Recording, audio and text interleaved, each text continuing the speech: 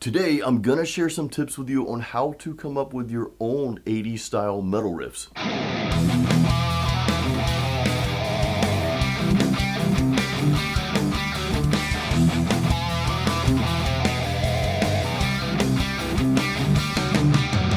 So this is going to be kind of like 80s metal riff writing 101. I'm going to show you how to take just one simple riff, and then we're going to break it down and expand on it in multiple ways. And I think this is going to really help bring out your creativity when you go to start writing your own metal riffs.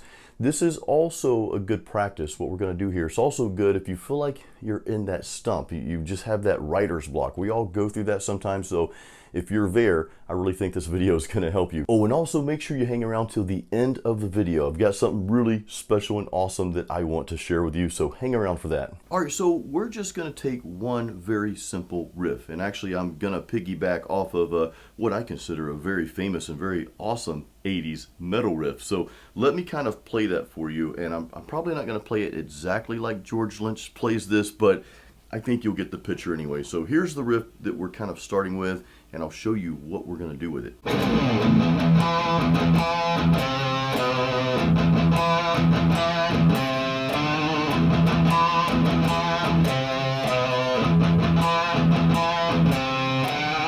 Yes, the Kiss of Death from Dokken. Actually, that's probably one of my favorite 80s metal riffs there, but we're not going to learn that. We're not going to play that. You guys know I'm not too big on learning other people's songs. I'd rather share the concepts with you to help you write your own metal riffs, and that's what we're going to do in this video today. So if you notice the intro video, that little first part you heard in the full mix there, I kind of started the riff that I was playing out with that same concept that George Lynch is doing here. And let me play that for you real quick, because that's actually what we're going to learn, and then we're going to expand on that, which that's going to be the fun part.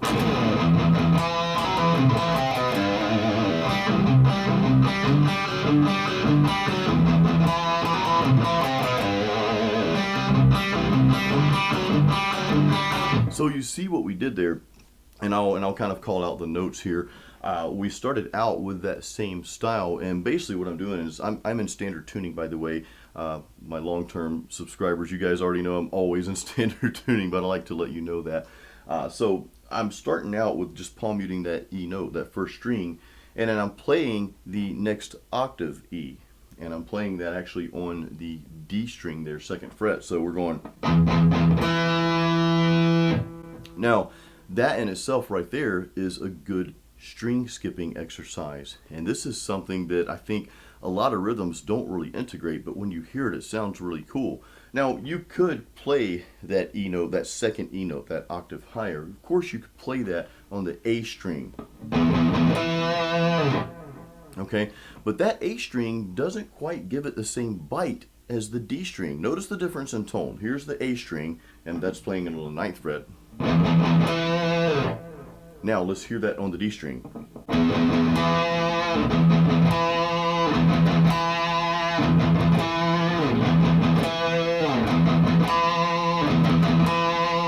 And that's mainly because of the string size, I believe, when you're playing it on that D string. Just a little bit more bite, a little bit more trebly, I guess you could say. So that's kind of why I'm using that note instead of the note on the A string. And I really wasn't expecting to go through all that with you, but I kind of wanted to share that as I'm going through these things. I like to share this type of thing with you, because sometimes where you play those notes, you can get different textures and different tones, and really provide a different feel to the song. So anyway, that was kind of a side note. No pun intended. The pun's always intended. You guys know that. All right, so we're going 0 on the first string, the E string there. Then we're on that second fret, skipping the A string, going to the D string.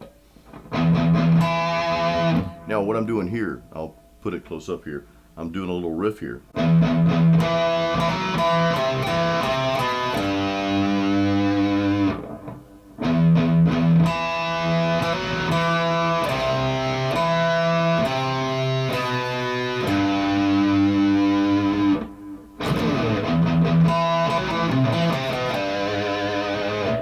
So if you notice, again, is very similar to the Kiss of Death song there, but I don't ever want to copy someone else's music. And of course, this is not a real song. We're just kind of making this up for the purpose of this tutorial here. And again, this is really to help you write your own riffs, to kind of get in that habit of just taking something, taking a concept or an idea and just expanding that. So that's exactly what we did. We expanded on that same style of the Dokken riff there. We just added some more notes to it. You don't always have to add notes to it, by the way. Sometimes you can take a riff and just take away those notes, use that concept and maybe play less notes, and you come up with something different. So that's just another side note there. What I'm doing after that is a really cool arpeggiated riff here. I'm taking the chords, the C and D chords, and let me play the normal riff for you, and then I'll break down what we're actually doing here, okay?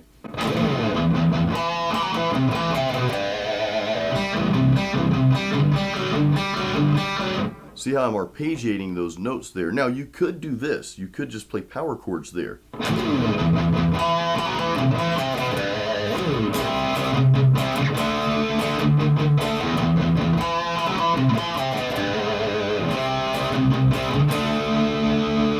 So that would sound cool too, but there's something about those, what I'm calling a reverse arpeggiated riff here.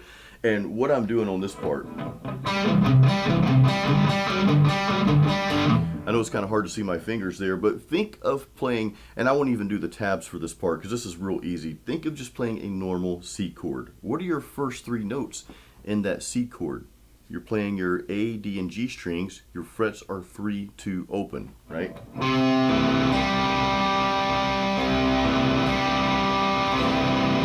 That's all that little part is. But of course we got a little caveat, and I'll show that in a second. But all you do after that is you slide up 2 frets, play the exact same thing.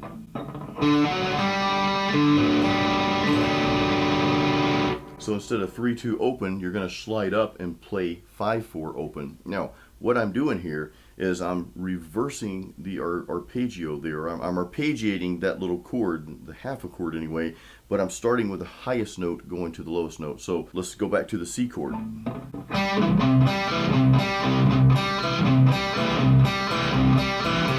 I'm going up, right? So I'm hitting that open string first, which is the G. Then I'm going to the D string 2nd fret, then the A string 3rd fret, okay? And then when we slide up, which is essentially a D, okay, I'm doing the same thing. I'm starting with that highest note, which the G string stays open here, and I'm just going back up. So here it is again.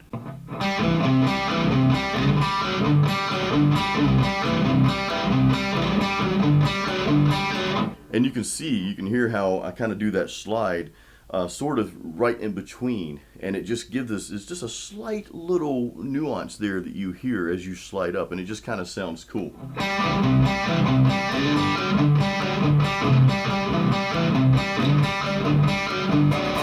Now you could arpeggiate the other way too if you wanted to. You could start with a low note and go high. So there's no right or wrong way to do that. Again, you know, this lesson is really all about helping you expand the creativity, and that's why I'm showing you these different little things that we can do here.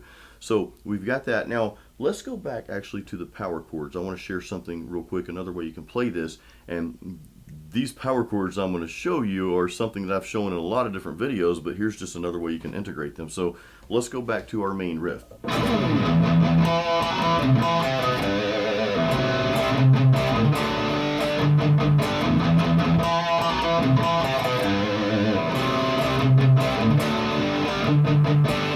Now you see what I did there. We went back to the power chords. However, we didn't play just the normal power chord, which would be the A and D strings 3, 5, and then 5, 7 there. We changed things up a little bit. We started that C power chord with the frets 3, 4, then 3, 5. So you get this sound here.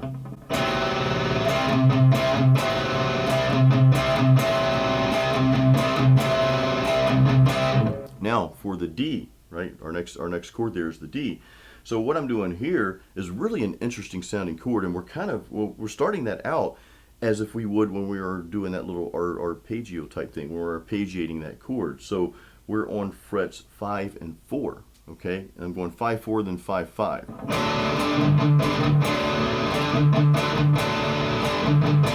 Okay, so let's play both those chords together again.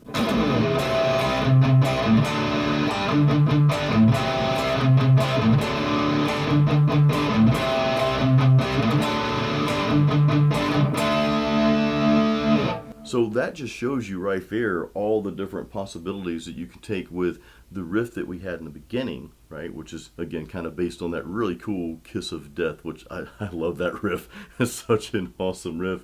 I've always liked George Lynch's playing too. And I want to make it clear that, you know, we're not trying to rip off someone else's riff here, okay? It's not what we're doing. This is all about writing your own metal riffs. And sometimes you want to take a riff that you know, maybe you've learned Kiss of Death or some other riff, whatever. It could be White Snake, Still of the Night. I heard that song earlier this morning. I'm like, man, that's a cool riff too. But, you know, what we're doing is just kind of taking something that you already know, you're kind of familiar with, and you can just take it and do different things with it, and that helps expand your creativity. So maybe you start out, for example, with that Kiss of Death sounding riff there.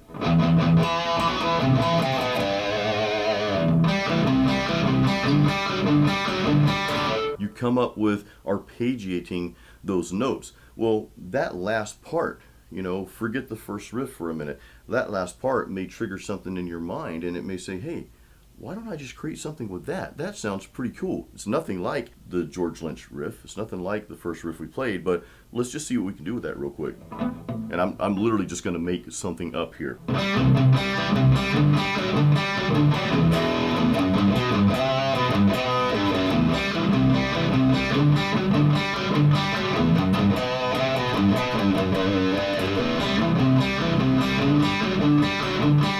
Yeah, I just made that up, and I don't really remember what I just did, so I think it was this.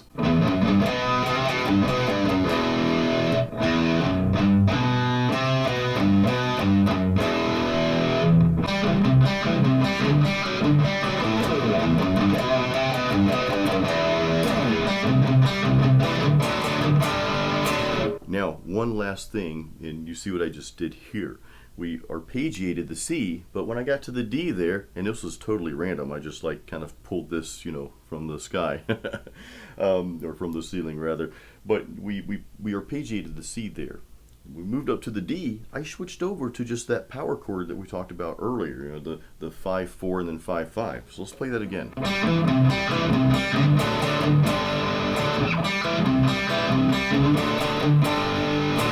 Now, what if we reverse that? What if we played a power chordish C and an arpeggiated the D? Let's hear what that sounds like.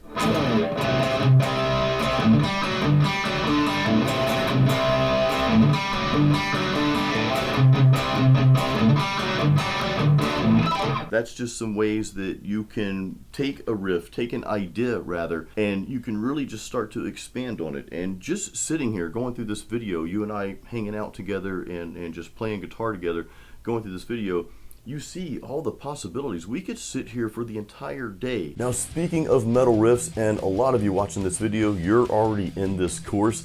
I just came out with the ultimate metal rhythm guitar course. It's called Metal Riff Master. There's a link in the description of this video. Definitely go check that out. So I think that's something that you're going to want to get into. Everyone who's in the course is just really enjoying it right now. They're getting better at playing metal riffs. And actually, I have a bonus module in that course on riff writing where we kind of expand on what we just went over. That's a bonus module within the course. So again, the link's in the description of this video. Make sure you check that out. I think it's something that you're gonna love. Also, let me know if this video helped you. Just leave me a comment there and let me know how this helped you and if it helped you kind of break past that stumbling block, that writer's block that we sometimes go through. And maybe you're not going through that right now. Maybe you're just writing metal riffs, and this video helped you kind of expand on some of the riffs that you've already written. Yeah, we learn riffs, you know, we go through riffs and that's cool and all, but there is just nothing like, hey, I wrote this. Even if you're sharing it with your spouse or your friends and they listen to that riff, it's like, you wrote that? Holy crap, that's awesome. So there's just like a deep embedded pride that we get when we share our own riffs that we came up with, that we wrote. And again, I think this video that you just went through is really gonna help you either get past the writer's block if that's where you're at, because again, we all go through that. I go through that sometimes.